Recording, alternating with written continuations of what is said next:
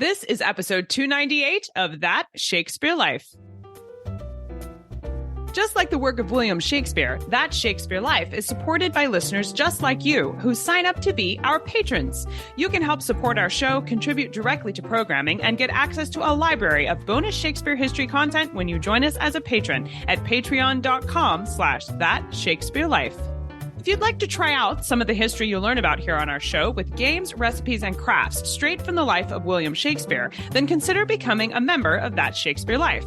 Experience Shakespeare is the name of our membership platform here on the show, offering digital history activity kits that work like science labs for Shakespeare history. Learn more at CassidyCash.com/member and stay tuned after the episode for even more details.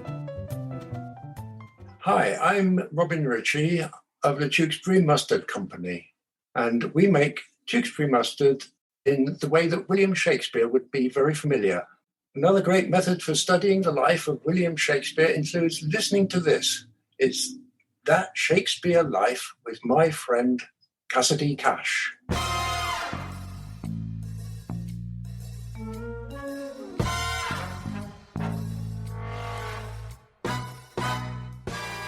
The entertainments at Kenilworth in 1575 and Hereford later in 1602, those entertainments cost their hosts more than the households normally spent in an entire year. So can you imagine your year's budget spent on one grand party that took, several days? Welcome to That Shakespeare Life with Cassidy Cash. Cassidy believes that if you desire to successfully learn or perform Shakespeare's plays, then understanding the real life and history of William Shakespeare himself is a must. That Shakespeare Life is the podcast that helps you go beyond the curtain of some of Shakespeare's most iconic works and explore the world of early modern England as Shakespeare would have lived it, learning from the writers, historians, and performers who know it best. And now, here's Cassidy. For Shakespeare's lifetime, the concept of welcoming hospitality was considered a uniquely English virtue. We see this opinion reflected in the play As You Like It, when Shakespeare's character Corin suggests that doing deeds of hospitality was one way to get to heaven. Nowhere was hospitality reflected more clearly or extended more often than at country house estates. Now, before you think of a small cottage in the countryside, when I say it was a country house estate, an example of a famous one is Kenilworth Castle, where Queen Elizabeth was welcomed and entertained by Robert Dudley in 1575. In homes like this one, nobility were expected to keep the grounds and the interior rooms in prime condition, with supplies on hand to provide accommodation, meals, and entertainment for travelers as well as visiting dignitaries who visited as part of official negotiations for both local and even national politics. Here today to help us understand the world of country house estates and the sorts of entertainments that were offered there by the hosts is our guest and author of the award-winning book, The Elizabethan Country House Entertainment, Elizabeth Kolkovich. Elizabeth Kolkovich is an associate professor of English at The Ohio State University who specializes in Renaissance drama and early modern women's writing. She's the author of The Elizabethan Country House Entertainment, Print, Performance, and Gender, along with essays in academic journals and collections. Her research has been supported by fellowships at the Huntington Library and the Folger Shakespeare Library. Find out more about Elizabeth and her work in the show notes for today's episode. Hello, Elizabeth. Welcome to That Shakespeare Life. Hi, Cassidy. Thank you for having me today. So glad to be here. Excited to look at country house estates and entertainments that go with them. With elaborate entertaining spaces like Whitehall Palace, for example. She has this at her disposal, Queen Elizabeth does. And she has other locations like Kenilworth Castle or Dudley Castle. Why are they participating in the welcome and entertainment of the nobility of England instead of going, to Whitehall Palace to do these things? Yeah, that's a good question. And as I was writing my book, I thought a lot about why it was that Elizabeth went on progress so often. So by progress, I mean a journey outside of London that stopped in cities and country houses and universities. And most monarchs in early modern England did this. They went on progress. But for Elizabeth, her progresses and entertainments during them seem to be an especially big part of her reign. And there are several possible reasons why this might be, but I kept coming back to Elizabeth's gender. So when she came to the throne, England had never before been ruled by an unmarried female monarch. And I think that by going out among her people, she was able to navigate those circumstances pretty well. So I think that progresses and entertainments outside of London were important because they helped serve her desired persona. She represented herself as a loving monarch who went out to her people and walked among them. And so progress gave her the chance to seem accessible and be interactive. And just so I don't sound too sweet on Elizabeth, she could also monitor her subjects' obedience. So she could make sure that the people outside of London saw her and knew she was in charge, which I think was probably especially important for a single woman. Why were performances considered an essential part of entertaining a guest at all? I don't think we have that in current homes. Like when we have people over, or even when we go to parties, we don't necessarily think of putting on a play as something we would do. So I wonder what kind of performances would have been used. I mean, we think of plays, but was there also music or anything else that was considered entertainment? Oh, yeah, there were lots of different kinds of performance. I really wish, by the way, that someone would put on plays when I visited their house. So maybe sometime that will happen to me. I Yeah, agree with you. Yes, let's start that back again, please. that would be great. But when the Queen visited a household, there would always be impressive food. So the host would try to impress her with the display of a feast and a banquet with elaborate desserts decorated, figurines made out of sugar, for example. And I think there was almost always music, instrumental music, as well as singing. And then some entertainments included hunting, which was one of Elizabeth's favorite pastimes, acrobatics, fireworks, dancing, and then plays too. So when plays were involved, they didn't follow a thorough plot the way we're used to seeing a Shakespeare play, for example. They were instead at country houses, these entertainments were episodic. So they were mostly performed outdoors. And then the actors and the audience would walk together from place to place around the landscape and see different little skits. And sometimes actors would even jump out literally from behind the bush and greet Elizabeth and start delivering a speech. So it was a very interactive kind of performance. The actors would talk to the audience, and sometimes the audience would talk back. These entertainments also tended to follow a three-part structure. So when Elizabeth first arrived, there would be a welcome address, saying things like, "I'm so glad you're here. The whole house is transformed by your presence." Then there would be a central skit or maybe a selection of pageants that kind of went together as the middle main episode. And then when Elizabeth left, there would be a farewell speech, mostly about how they couldn't survive without her and they were so glad that she came. So sometimes this would happen over several days, or it would all happen in the same day, depending on how long Elizabeth was there. The other thing I should say is that these kinds of performances became an important part of Elizabeth's progresses toward the end of her reign. So the earliest surviving record of a country house entertainment performed for Elizabeth comes from 1571, which was more than a decade into her reign. So I think that country house entertainments emerged, at least in part, in response to the Queen's own preferences. And more broadly, you asked, why performances would be part of welcoming, part of hospitality. And that's because a country house was meant to show the qualities of its owner.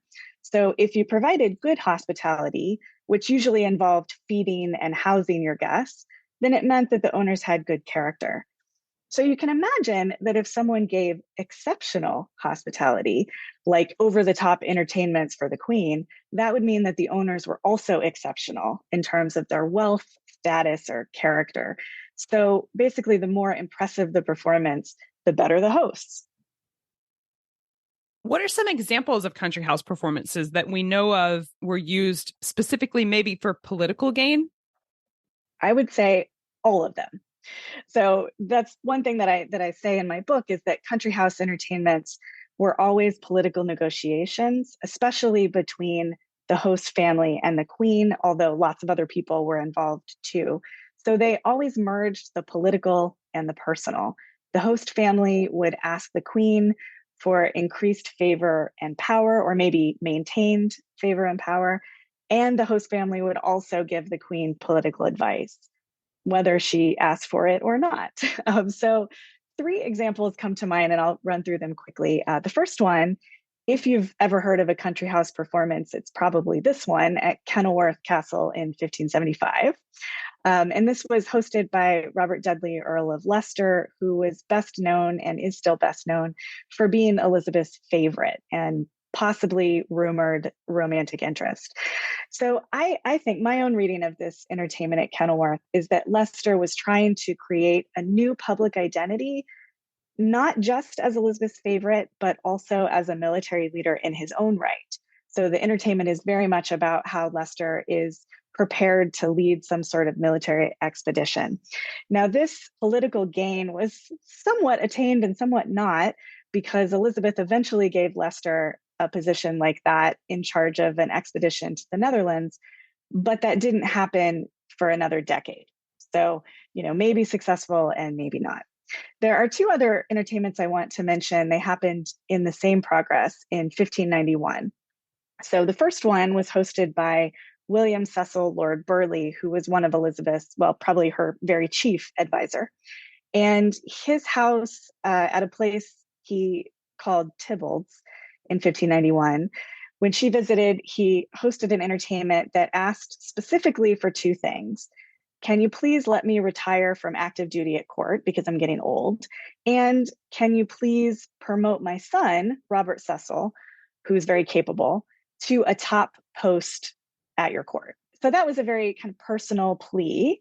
But at the same time, there was a larger underlying political message, because the entertainment represented Robert as anti-Catholic and ready to find and destroy Catholic traitors. So the entertainment argued that Catholics were always going to be disloyal, and Elizabeth needed really strong Protestant advisors. Now, 3 months later, she visited Cowdray. This was the home of some known Catholics, Viscount and Lady Montague, and they argued the opposite, that Elizabeth's Catholics were actually loyal supporters of the crown, at least the one who lived in Sussex where they lived. And so Elizabeth should be lenient in her treatment toward Catholics. Now, it's difficult to tell who kind of won in that situation, because Elizabeth did promote Robert Cecil, but it took a little while. And Elizabeth did not intervene in a particularly strong way with Catholics in Sussex. So maybe they won there too. It's tantalizing there, all of the terminology that's so similar to the Capulets and the Montagues and Tybalts Yes. in Romeo and Juliet. There's a rabbit trail of history there that we could chase, I'm sure. That's absolutely true. I don't think I'd thought of Protestants and Catholics as a good parallel for Romeo and Juliet's feud or their family feud, but that's a really interesting one. I think we've handed somebody a really nice thesis statement to write about. Yes. Now, Elizabeth I issued a proclamation in 1596, essentially admonishing England's nobility for not doing enough towards what she saw as their essential role in hospitality. Elizabeth, what did the Queen define as essential hospitality? What was her expectation for the nobility and country house owners? Well, in terms of that proclamation, I think what essential hospitality meant was that noble families should be providing food and charity to the poor so that the poor won't riot, so there wouldn't be some sort of big uprising. So I know that Elizabeth expected her country house owners as kind of minimum levels of hospitality to help keep order outside of London. But when Elizabeth came to visit, she expected more than that minimum or essential hospitality. She expected all of the houses to be open to her because she owned all of England, after all, she believed. And she expected there to be sleeping quarters and food for everybody she brought with her. She expected to be entertained in some way, maybe not a play at every house, but some sort of nice leisure activity to enjoy. I'll read you a little bit of a letter written by one of Elizabeth's top advisors. His name was Christopher Hatton, and he wrote to a potential host ahead of time and said, the Queen's coming to visit you. Here's what you need to keep in mind. You need to see everything well ordered and your house kept sweet and clean to receive her highness whensoever she shall be pleased to see it. So in other words, whenever she comes, you better be ready. Apt to. Yeah. Yeah, absolutely. And she expected that. She expected flexibility. She needed her host to be able to improvise because she would announce her itinerary in advance and send some men ahead to help with the planning. But her plans changed all the time. And there were rumors too about Elizabeth being a difficult and demanding guest, which, may be true, but it definitely was true that the stakes were so high that hosts would go to extraordinary lengths to try to please her. I wouldn't be surprised at all to find out that Elizabeth I was a little bit of a diva of her time. I would, Yes. and to know her history, I feel like she kind of earned that. It's like she gets a pass. It's okay.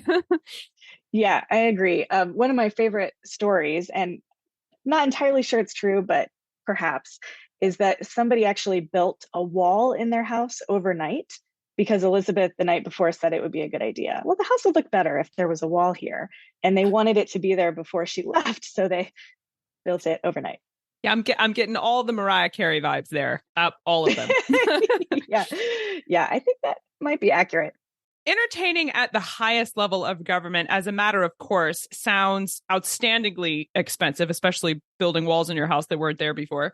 And it sounds like it required a great deal of staff to accomplish. And I was just curious about what kind of cost was involved in these entertainments and where was the funding coming from to provide this hospitality, since obviously this wasn't something the country house estate was doing on a regular basis. Mm-hmm. Yeah, you're right. It was very expensive.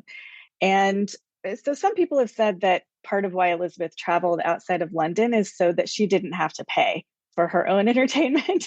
She would make others pay. And there is a certain level of truth to that.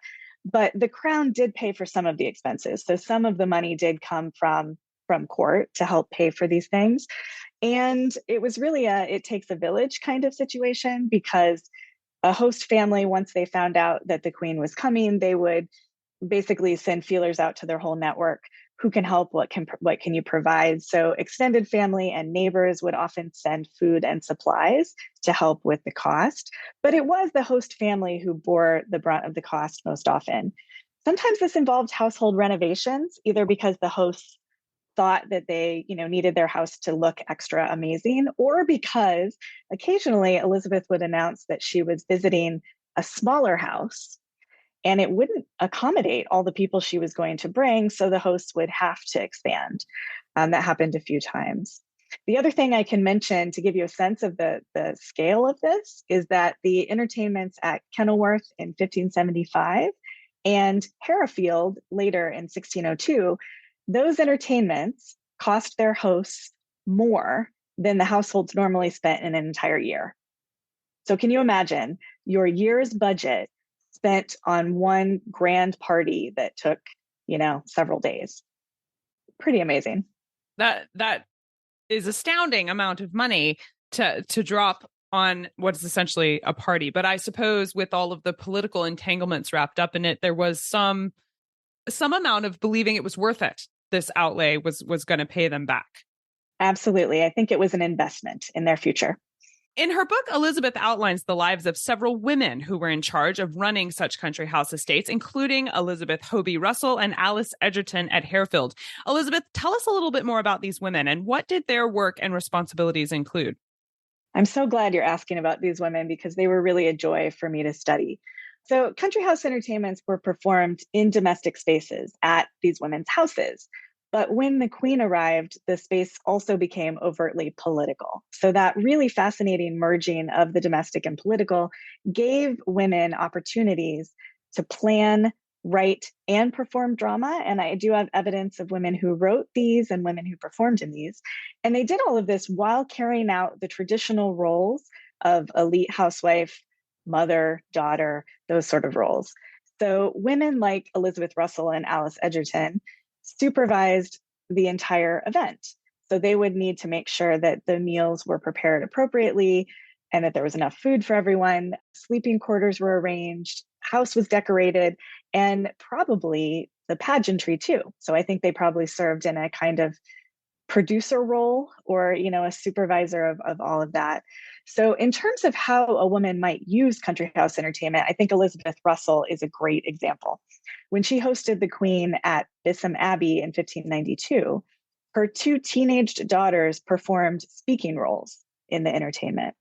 And they argued through their pageant that educated, politically savvy young women like them made the best advisors for an aging virgin queen.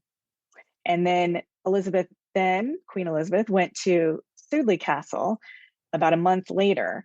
And there was another pageant there, another entertainment where their teenage daughter, Elizabeth Bridges, performed also a speaking role and had a similar message.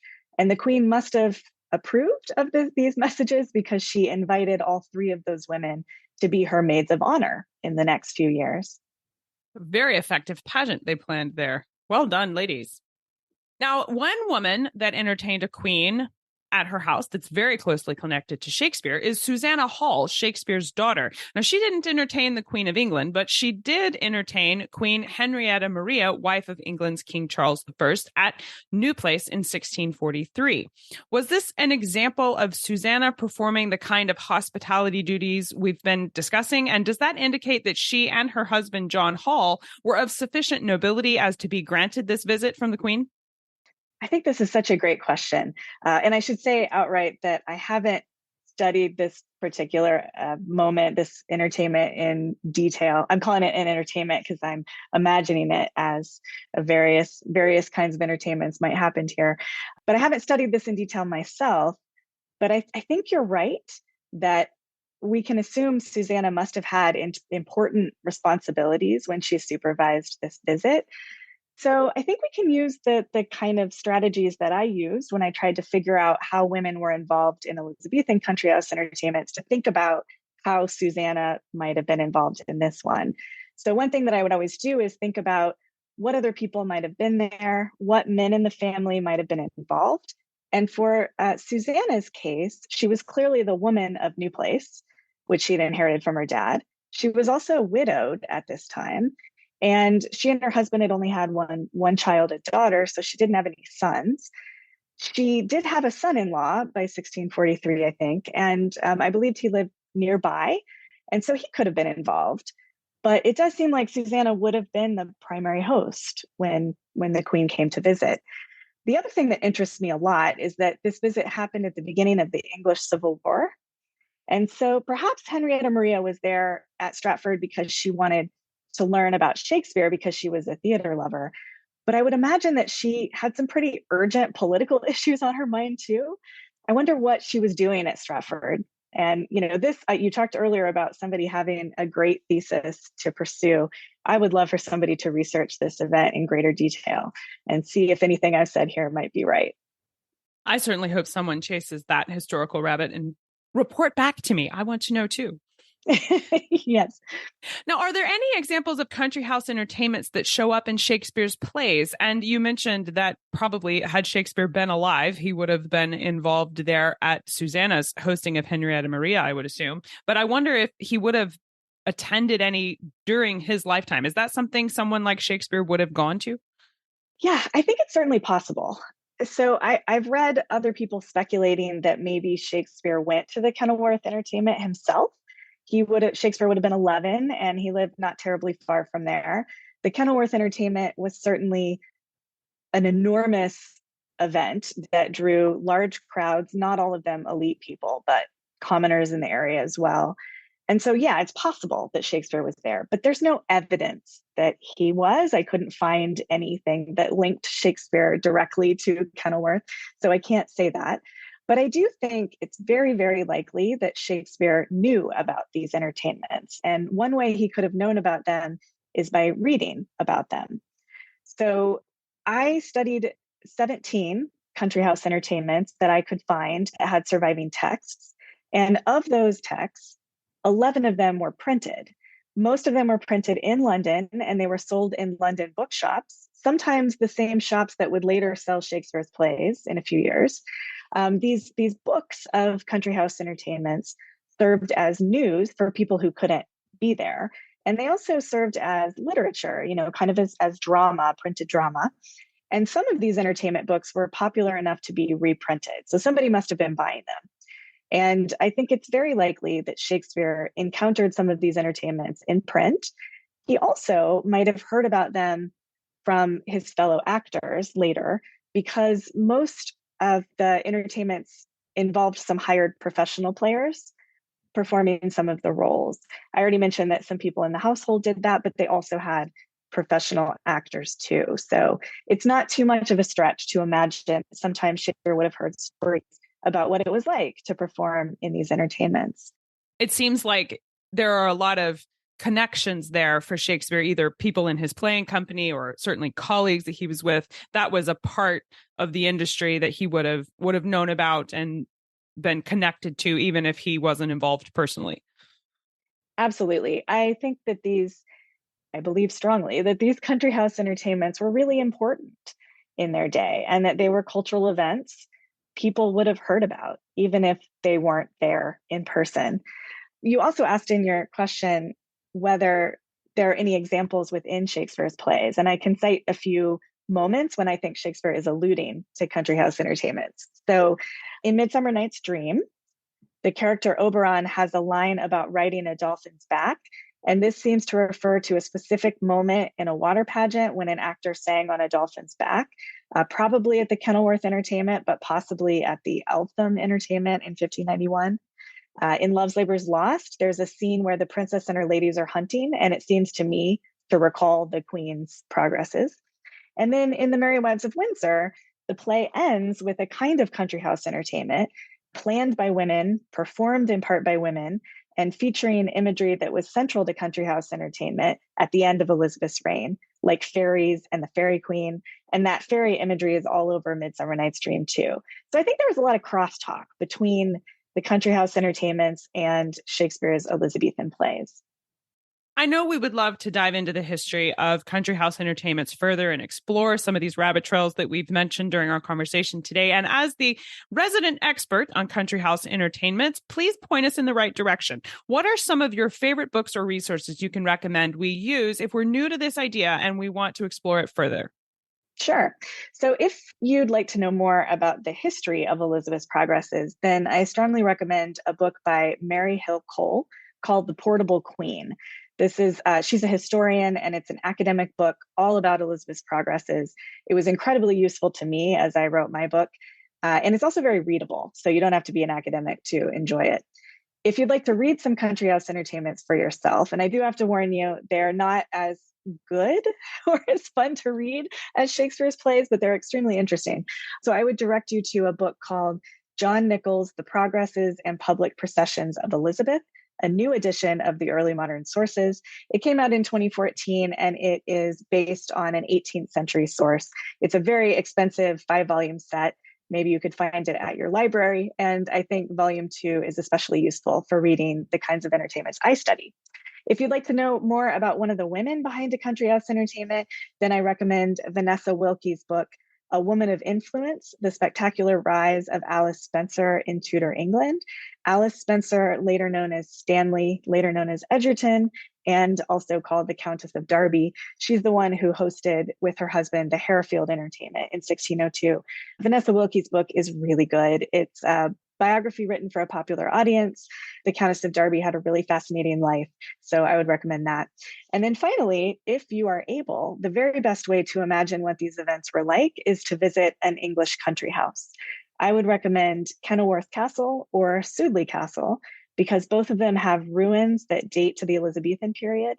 And in both cases, you can actually see the landscape where these performances would have been staged, which was super exciting to me when I was researching my book. And so when else do you get to see that? If you can't get yourself to England, then you can also learn a lot about these houses and their histories by visiting their websites or looking at pictures of them online too. We are hugely supportive of libraries here at That Shakespeare Life, who support and make possible all the exploring through time that we enjoy doing to learn more about Shakespeare. So I'm thrilled to provide links to these books, both the ones you would like to purchase for yourself and the one it might be best to go and spend some time in a library exploring, all in the show notes for today's episode. And travel is always a great way to explore history and really get to see the remaining parts of history that are alive and there for you to look at. And we are connected with several history tour groups here at That Shakespeare Life. So I'll be glad to place you some links where you can go and see Kenilworth Castle and Sudeley Castle in the show notes as well. So make sure you stay tuned for the link to find those. Now, Elizabeth, we ask everyone this next question here at That Shakespeare Life, and that's, what's the one book you would take with you on a deserted island? My friends in England tell me I'm supposed to allow you the complete works of Shakespeare and a copy of the Bible, so your choice would be in addition to those. I think if I were stuck on an island, I would want something that I could read over and over. And for me, that's often poetry. So I think I would choose Devotions, the selected poems of Mary Oliver. I love Oliver's poetry. She's one of my favorite modern poets. And her poems also celebrate nature, which seems like a good thing to be reading if I'm on a deserted island. Maybe it would encourage me to appreciate the nature around me. I think you were the first guest I've had that felt gratitude and appreciation was going to be important for their desert island stay. And I think that's just a beautiful perspective. Excellent choice. Well, thank you. Maybe I'm just overly optimistic. You can't be too optimistic. Now, what's next for you? What are you working on now that you're excited about? Well, I'm writing a new book, and this time it's about Shakespeare, and it's about the ways that he represented court pageantry in his plays. So I already mentioned that he alludes to some country house entertainment, but his plays spend a lot more time thinking about another form of royal performance that was especially popular under Elizabeth's successor, James, and that was the court mask. So that's what my book is about, masks in Shakespeare. And as I've been studying masks in plays like Romeo and Juliet and also The Tempest, I've become really interested in how people have used these scenes, their afterlives. And that's because masks are pretty weird. They're mostly about dance and movement, but when Shakespeare puts them in his plays, he doesn't offer very robust stage direction. So they're kind of barely scripted. And they offer these kind of blank moments to a certain extent where modern directors and editors need to explain to audiences what's happening, or they can do something themselves. And so there's all sorts of substitutions from the 18th century to the present, like opera, ballet, striptease, country line dancing. Like what do you do with a mask when an audience doesn't know what a mask is anymore? So what I found so far is that these moments are always about identity. So I've been thinking about how editors and directors use them to highlight issues relating to gender, race, and social class. So anyway, more to come.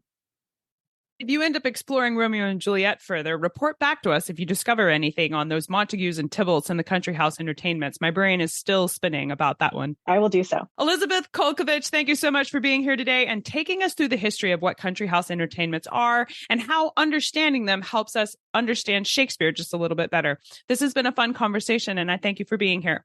Well, thank you so much. I had a lot of fun too. I have gathered up visuals and artifacts to go along with our conversation today, including images of country house estates like Kenilworth Castle and other locations for you to explore. You'll find these extra history tidbits and direct links to the recommended reading and research resources we talk about in today's episode, all in the show notes located at CassidyCash.com/episode 298. That's CassidyCash.com/EP298.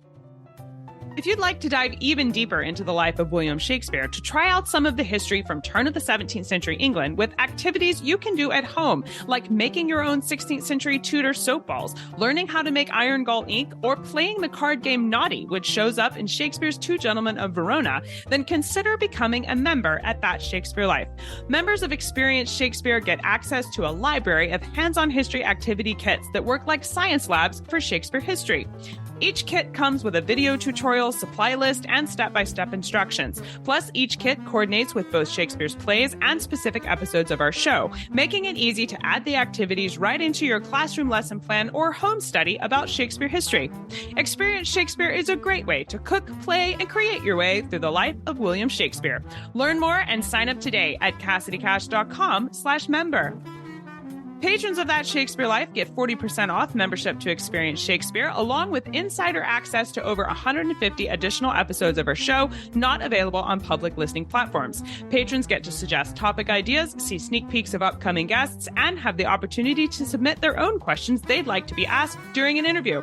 If you enjoy learning history here with us each week and want to play a direct role in supporting the work we do here on That Shakespeare Life, then you can sign up to be a patron right now at patreon.com/thatshakespearelife. That's patreon.com/thatshakespearelife. That Shakespeare Life is researched and produced by me, Cassidy Cash. Our audio engineer is Gary Mayholm. That's it for this week. Thank you for listening. I'm Cassidy Cash, and I hope you learned something new about the Bard. I'll see you next time. Bye-bye. Thank you for listening to That Shakespeare Life. As always, the best conversations happen after the episode over at CassidyCash.com. Become a part of a vibrant Shakespeare conversation by adding your voice over at the website. Until next time, remember, when you want to know William Shakespeare, you have to go behind the curtain and into That Shakespeare Life.